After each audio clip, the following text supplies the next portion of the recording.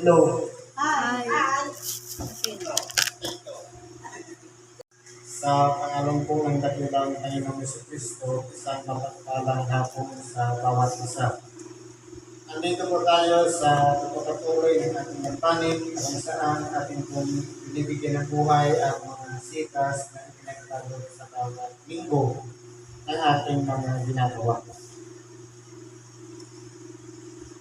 Ang sitas po ngayon natin babasahin unang ayon sa ikalawang sulat ni Apostol Pablo kay Timoteo. Sa Kapitulo 2, versikulo 1 hanggang sa 7. Bago ko basahin, bigay muna tayo ng kaunting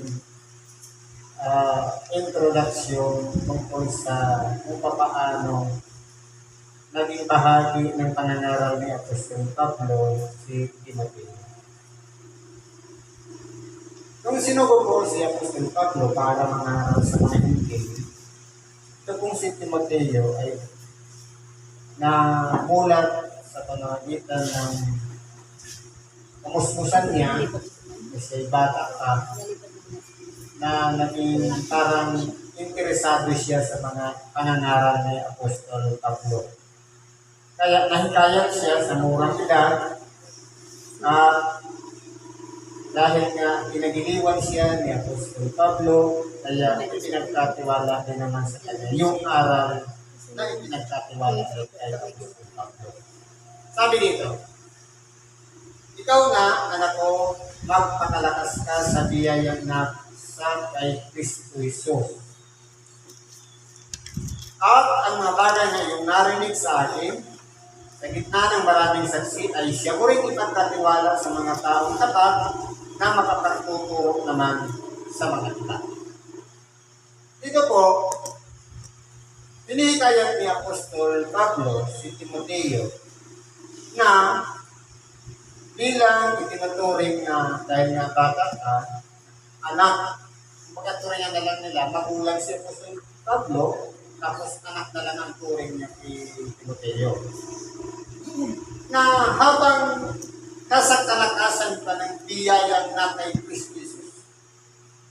Halimbawa po sa kalagayan natin, hindi ba tinawag tayo ng Diyos sa mga pamamaraan na kung saan iba-iba kasing pamamaraan. Ang iba sa karamdaman. Halimbawa, ang nahihilan.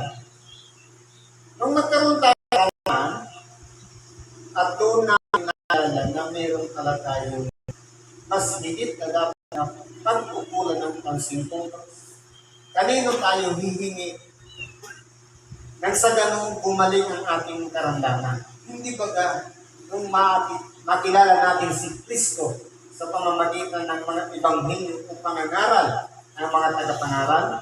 Kaya sa pamamagitan po niya, kumbaga dati, tiwala tayo sa doktor, sa kung ano-ano mga pinagkakalong sa ating gamot, magaling sa doktor material, pero nung makilala natin si Kristo, hindi pala dapat umaasa lang sa gamot, kundi higit sa lahat sa Diyos, sapagkat siya po ang nagbibigay ng buhay.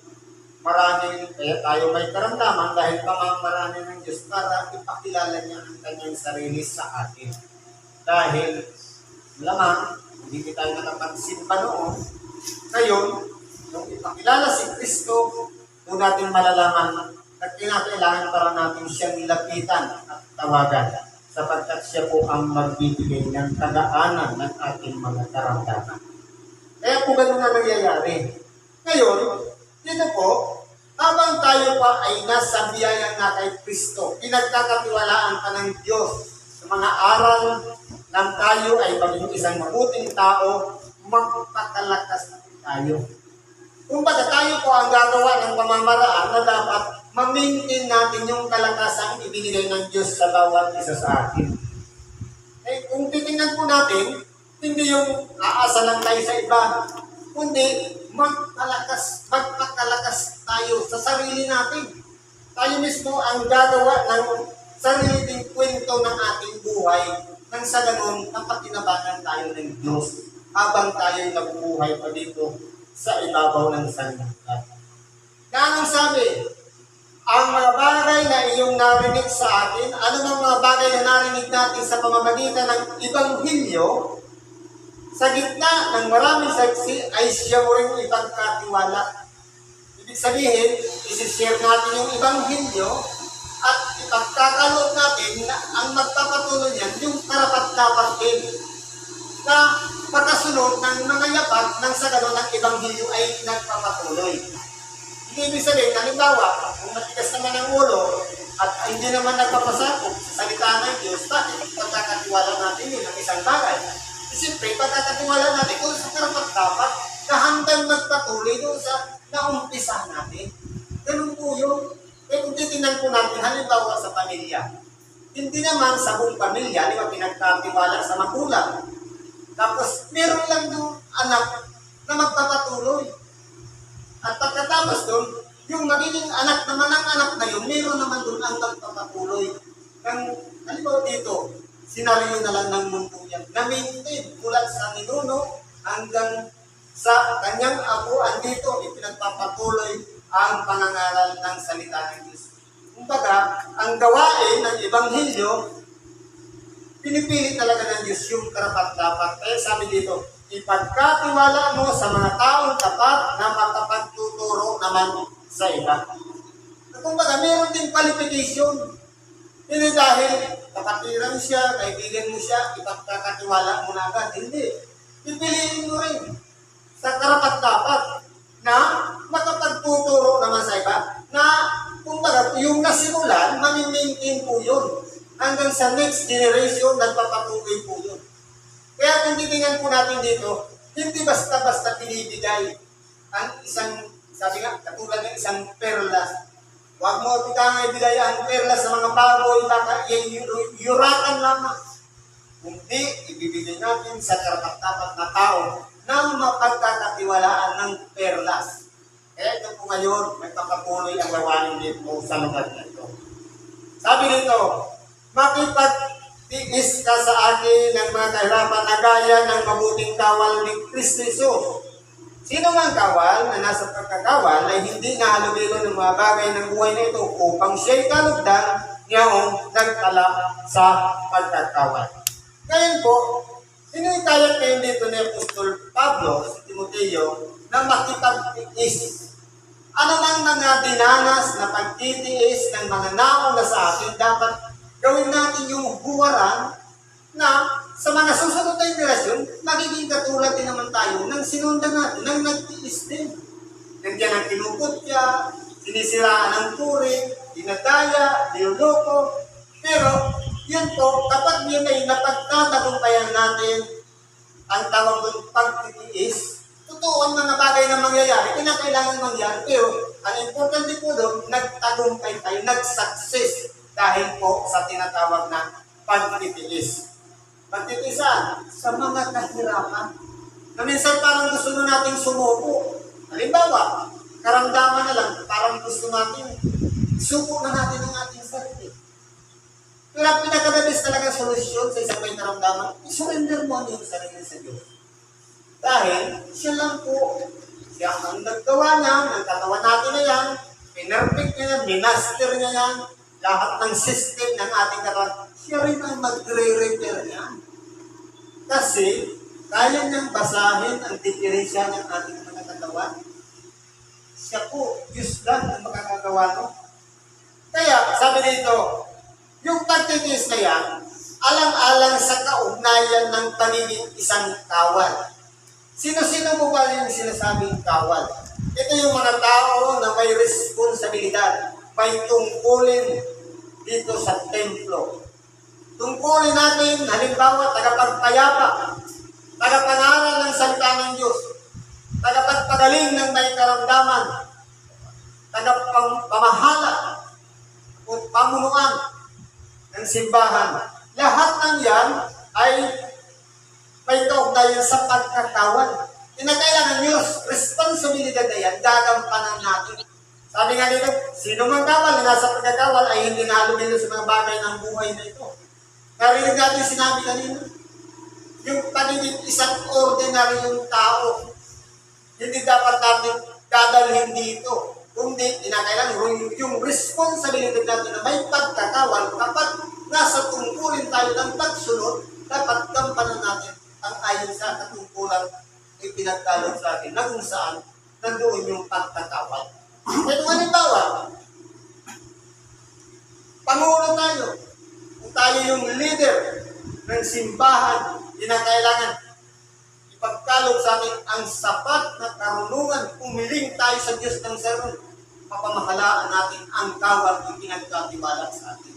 At sa tagapangaral naman, walang iba, kinakailangan hikayatin natin ang ating sarili na ibuhos sa pamamagitan ng ating pagsamo at dalangin na kung saan ang kapangyarihan ng Diyos at presensya ng Espiritu Santo mananahan sa ating buhay, sa ating puso upang sa ganoon ang ibanghilyo na ating binabasa ay mas lalo natin na ipapaliwanag ng maayos. Kumbaga parang pagkain yan ay pinagkatiwala sa ibala ka na kung anong luto yan, ang mahalaga doon, nalalasap ng mga tagapakinig ng salita ng Diyos kung ano ba talaga ang lasa ng pagkain inihanda natin na walang iba. Ito na yung ibang video na siyang pagkain spiritual. Ganun po ang tungkulin ng Evangelista. Ako naman sa mga tagatulong sa may mga karamdaman. Dapat ang ginaganap natin tungkulin na pagtulong sa ating kapwa. Nagsishare tayo ng ating pagod, ng ating sakripisyo, na gumaling ang ating karamdaman dahil po sa pag-ibig, gusto nating gumaling siya. Kumbaga, ang pagkakawal, ginagampanan po ayon sa responsibility na ibinibigay sa bawat isa sa atin. Hindi pwedeng utala, gumaling siya. Sasabihin natin, gagaling ka sa iyong, depende sa iyong pananampalataya. Siyempre, pati yung tumutulong, kung sa may karamdaman, meron ding pananampalataya para magsama yung pananampalataya ng tinutulungan at ganoon din ang tumutulong para gumaling at ibubumos ng Diyos ang kapangyarihan para magtamo sila parehas ng kalugdan sila ng Diyos sa mga oras na yun na tinutulungan yung taong nangangailangan ng tulong. Ganun po yun. Kumbaga, yung obligasyon, hindi dapat ay isi-isi lang. Kaya nga sabi dito, sino man kawal na nasa pagkakawal, nasa tungkulin, duty ka. Kaya kung naka-duty ka, dapat gampanan mo na habang naka-duty ka, yung responsibilidad ng pagkakawal. Ganun po yun. Hindi piling kawal na nga, tapos parang ang labas po, civilian lang. Ordinary yung tao, hindi po. Kundi, kawal ka, pinagkatiwalaan ka ng Diyos, dapat gampanan natin yan. Nagbabarila na, iaasa mo pa sa iyong kapwa na isasalba ka, kaya mo rin isalba yung sarili. Dahil pinagkatiwalaan tayo ng Diyos, hindi tayo kababayaan ng Diyos. Sabi dito, at kung ang sino man ay nakikipaglaban naman sa mga laro, ay hindi pinuputungan maliban na kung magipaglaban matuwid. Kung halimbawa, sa paglilingkod na lang, sa salita na lang na sinasabing tapat. Paano tayo magiging tapat? Hindi ibig sabihin na palagi kang present, tapat ka na. Ang sinasabing tapat, kung depende sa iyong binibigkas. Halimbawa, na-late ka naman talaga ng damit. Kung tapat ka, sasabihin mo yung totoo, late ka. Kung nauna kang dumating, sasabihin mo yung totoo, na nauna ka. Kung absent ka, sasabihin mo yung totoo, na absent ka. Kung present ka, sabihin mo, present ka. Ibig sabihin, kung ano talaga yung totoong nangyari, doon ka magkikita tapat sa Diyos. Kaya kung titingnan po natin dito, ang madaya, hindi naman nagtatakbumpay kung hindi lumalaban ng patas. Kasi mangyayari niya, yung iba napagod, yung iba wala, patakas-takas lang, ayaw, wala naman ginagawa. Kaya kinakailangan, sama-sama tayo kung ano yung nangyayari sa loob ng isang simbahan, na nandoon, nag-aawitan, nakakawit din tayo. Kapag oras ng ibang video, pakinig din tayo. handa rin tayong makinig ng mga aral na ibinabahagi sa bawat gampanin na ating ginagawa.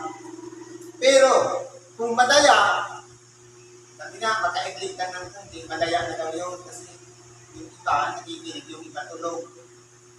Kaya, sabi dito, ang magsasaka na nagtatagal ay siyang kailangang unang makabahagi sa mga bunga.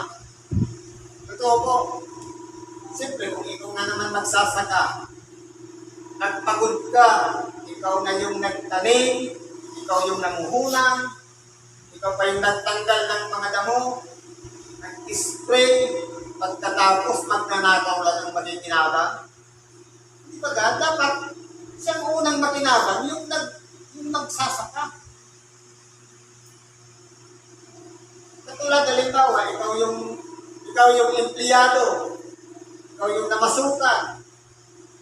Pagkatapos yung sahod mo, kiway lang. Siyempre, makikinabang ka rin.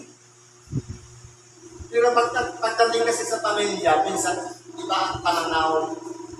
Sabi nga, di ako may ka nagtrabaho, bakit yung sahod ko sa asawa ko? Bakit ano bang tingin ko sa asawa mo? Ang sabi, at iiwan ng lalaki ang kanyang ama at ina at makikisama sa kanyang asawa at sila ay tatawarin isang laman. Ibig sabihin, mapapunta man yan sa asawa mo, kung nasa iyo, kayo ay isang laman. Dahil pinagsama ng Diyos. Kaya ang iba nagdadanggang, ako nga yung nagpagod, ako yung namasukan, ako yung nagtrabaho, tapos ang sweldo ko na kay misis. Sulamat sila eh. Pinagsama sila ng Diyos. Kaya kung titingnan ko natin dito, minsan nang may mga nagdadanggang dahil dito sa salitang ito, yung nagpagod, walang nakahawakan. Pero ang katunayan po niyan, sa mag-asawa, iba po kasi kwento yan. Pero pagdating dito, sa paglilingkod naman, siyempre, tayo yung nagpagal, tayo yung tatanggap ng blessing, dahil tayo yung nagsakripisyo. Hindi pwedeng ibigay yun sa iba. Ikaw yung napagod sa kakadalangin gabi-gabi, pagkatapos sa iba lang mapupunta yung reward. Siyempre, ito kakalogin niya sa bawat isa kung sino yung mas higit na nagsakripisyo. Ganun po dapat. Sabi nito, isipin mo ang sinasabi ko, sapagkat bibigyan ka ng Panginoon ng pagkaunawa sa lahat ng mga bagay. Ngayon po, kung titingnan po natin, dito po nagputulan ang tao sa tinatawag na pagkaunawa. Kaya minsan, umiiral yung inggit. Bakit ikanay siya mas lalo pag pinagpala? Ako hindi. Bakit pa ikanay siya gumaling na ako may karamdaman pa rin? Minsan nagdaramdam pa. Pero kung titingnan po natin, i-apply natin yung unawa, maray siguro kaya hindi ka pa pinapagaling dahil meron ka pang hindi nababago sa iyong sarili. Marahil siguro, halimbawa, binigyan ka ng tungkulin pagkakawal, pero hindi ka naman active sa iyong tungkulin bilang kawal. At kung pagdating naman sa palaruan, madaya. Hindi karating ng tama sa oras. Kung hindi pa, habang pagod na pagod yung iba nandun sa gilid, ay isi-isi. Kumbaga, ang nangyayari niyan, hindi po patas. Kaya mangyayari, hindi pagkakalog yung unawa na dapat sana'y narating ng isang tao pinagkatiwalaan ng Diyos. Kaya kung titignan po natin, dito po nagkakaproblema ang tao sa unawa. Kasi minsan po, nahuhusgahan yung iba, nakikita yung diferensya ng iba, pero yung sarili hindi po nakikita. Kaya nangyayari po yan, hindi po na isasaayos ang sarili. Parang ang tingin niya sa sarili niya, api. Samantalang yung iba nagpapala. Pinagpapala ng Diyos. Pero hindi dapat gano'n. Dahil kung malawak ang ating pag-unawa, kaya pala siya pinagpapala dahil masipag siya.